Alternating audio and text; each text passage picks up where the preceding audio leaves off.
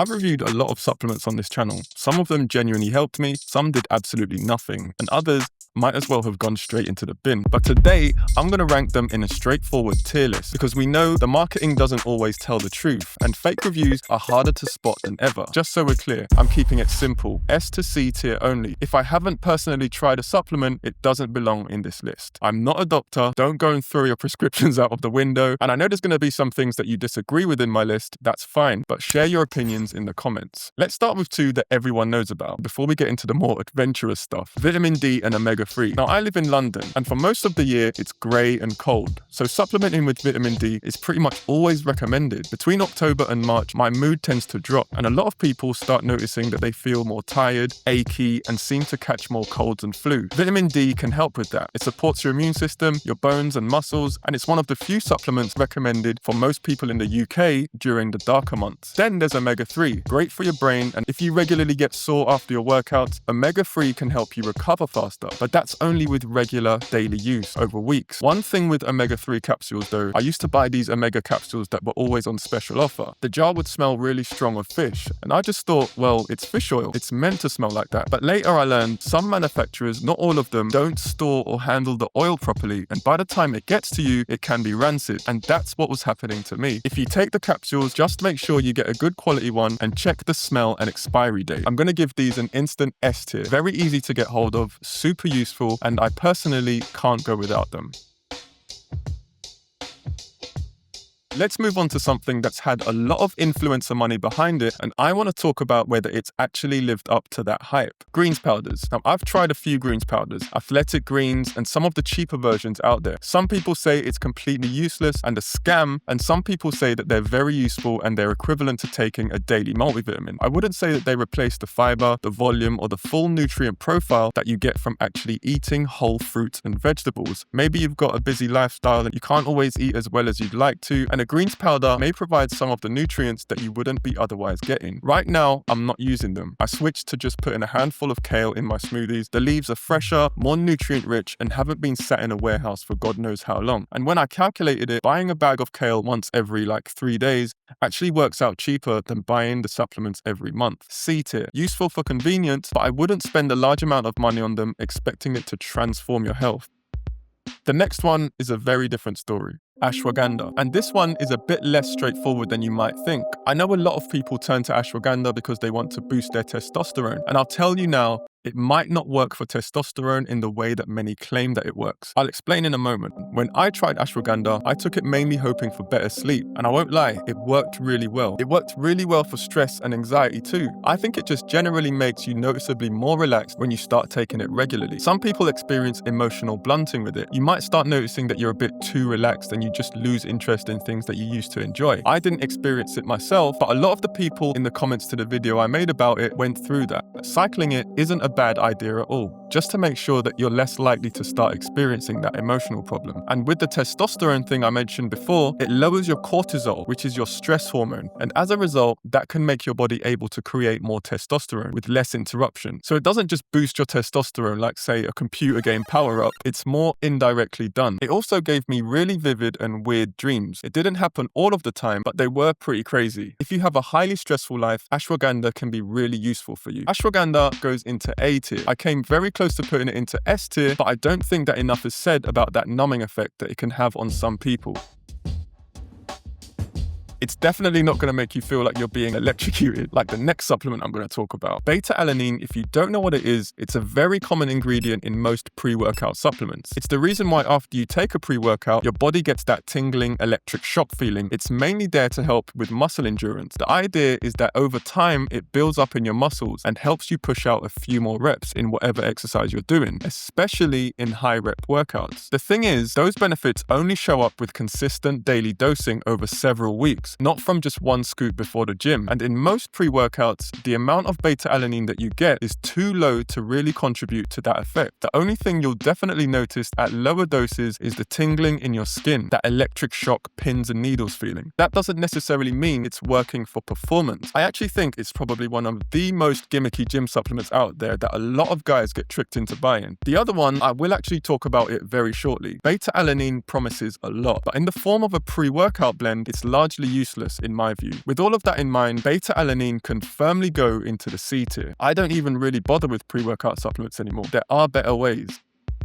Next up is a supplement that a lot of people are very passionate about, and I think I can see why. Lion's Mane. Lion's Mane is one of those supplements that sounds almost too good to be true. Lots of benefits, it's often promoted for focus, memory, brain health, improving your mood. So many people told me that it's a game changer. I took it every single day to see what would happen, but something went wrong for me. I started experiencing persistent headaches, and it actually took me a while to connect those headaches back to the Lion's Mane supplement that I was taking. I genuinely didn't think it was anything serious at first. I wondered whether I was drinking enough water, maybe I was dehydrated, because dehydration normally hits me with a headache. It wasn't that, because once I stopped taking those tiny little harmless looking Lion's Mane tablets, the problem just went away. Now, it's not to say that Lion's Mane will cause headaches for you and that it's a bad supplement. I genuinely think that Lion's Mane as an ingredient looks very interesting, but the research just isn't there yet. But people react differently to supplements, and for me, the Lion's Mane just didn't hit me in the right way. Either the supplement I bought wasn't a good one, maybe the dosage I took was too high, or maybe this type of supplement just doesn't agree with me. I'm not 100%, but my experience showed me that this isn't a completely tame mushroom. I actually found a whole Reddit forum devoted to people who had similar problems with Lion's Mane. I didn't actually feel any benefits from it, which was quite disappointing because so many people swear by it. Lion's Mane for me goes into C tier. I didn't notice much with it, just the headaches, but I do think that there's a lot of promise in the mushroom medicine space, and I think we're going to see a lot more mushroom-based supplements in the near future. Maybe I'll try it again one day and change my opinion on it. Let's see.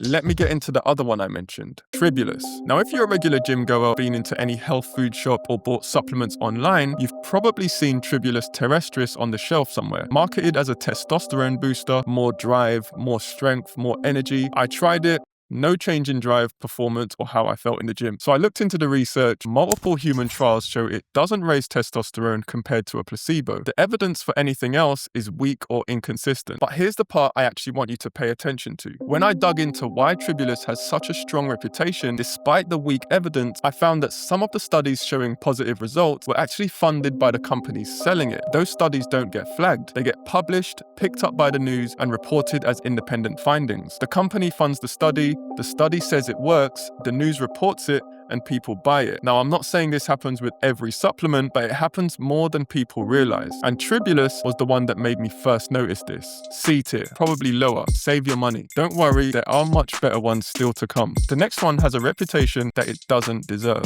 Creatine Monohydrate. You might be thinking that creatine monohydrate is just a supplement for people that lift weights. You'd be wrong. I remember that this stuff used to be considered a gateway supplement. People would say things like, if you take creatine, then psychologically, that means you're more likely to start taking steroids down the line.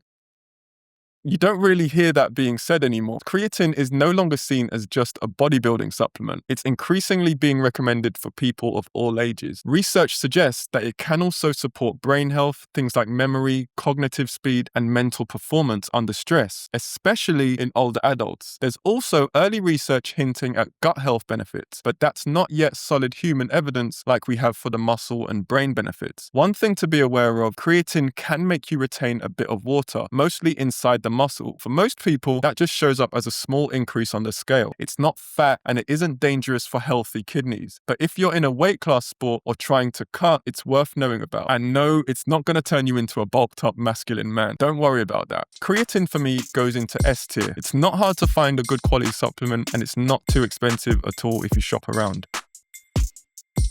The next one I tried for a very different reason. It was an injury, Collagen. So if you've ever had a tendon injury, this one might have been recommended to you. I had a rotator cuff injury and a lot of sources were saying that it can speed up healing. I've also seen it being sold for better skin, stronger joints, and all sorts of other things. But I think people need to be realistic about what it can actually do. For the best results, you need to take it with vitamin C, which is easy enough to get, but for injuries, it really depends on what sort of injury you have and what state your joints are in. With skin, there is modest evidence that it can help with elasticity and hydration. With my rotator cuff, I didn't notice any improvement that I could definitively say that the collagen did. It isn't a miracle repair powder, and it certainly isn't going to fix a serious injury by itself. But with the right physio and recovery, it can help a little bit. I'm putting this one into B tier, but a B-. Not useless, but I wouldn't put it in a daily supplement list. The results just aren't going to be felt after one scoop. You're looking at a longer term experiment, and even then, the results may be modest.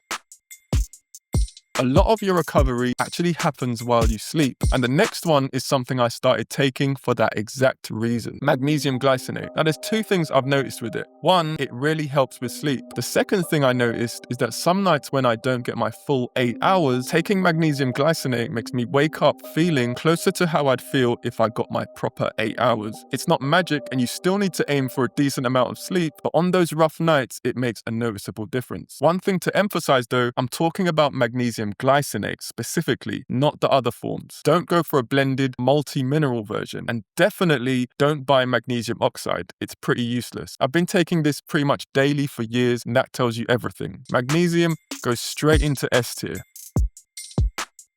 The next one is one that I've only recently properly tried, and it's really surprised me. Beetroot Juice. So not too long ago, I was recommended Beetroot Juice for working out. I'd heard people talk about how it can improve muscle endurance, boost your blood flow, and help you push out more reps or sustained effort for a longer period. The theory is pretty straightforward. Beetroot is high in nitrates, which your body turns into nitric oxide. This widens your blood vessels and improves blood flow and oxygen delivery to your muscles. And in studies, it can give you a small but noticeable performance edge, especially for endurance and repeated high intensity work. I ran a basic 100 press up test, working out without beetroot and then working out with beetroot, and timing how long it took to complete the 100 press up challenge. I completed them faster by a bigger margin than I expected when I had the beetroot in my system, and my workouts noticeably improved too. One condition though, you have to get a supplement that shows you the nitrate amount. Without that, you won't know how much benefit you're actually getting. So with all of that in mind, Beetroot Juice goes into S tier. The review will be linked in the description if you want to check it out. The next one I'm going to talk about is something that most people in the gym have never even heard of: sea moss. If you don't know what it is, it's basically seaweed, but it's not your usual seaweed, stuff that you're probably not getting from your average Western diet. But from the very first moment I drank it, I felt it in my head. Throughout the day, I had a lot more energy and I wasn't as tired as I'd normally be. And you don't really need to take that much to notice a difference. You can probably see it being sold as a gel, capsules, or gummies, or you can just buy the leaves and make the gel yourself. It's pretty easy to do. And I actually did make a video on how you can do it. But there's a downside. It isn't a standardized product. The potency can vary quite a lot between sellers, which makes it difficult to know exactly what you're getting. The demand for sea moss worldwide has led to sea moss being farmed pretty badly. So a lot of versions that you see on sale online are of low quality. Gummies and capsules also have freshness issues. You don't always know how long they've been sat in a warehouse for. Gel is always my preference. So sea moss is a solid A tier, a plus even. Very effective, but only S tier if you're willing to do a bit of due diligence on where you buy it from. As always, if you need a good one, I will put a link in the description to all of these supplements. If you want to see what happens when a supplement really does mess you up, that video is here. See you on the next one.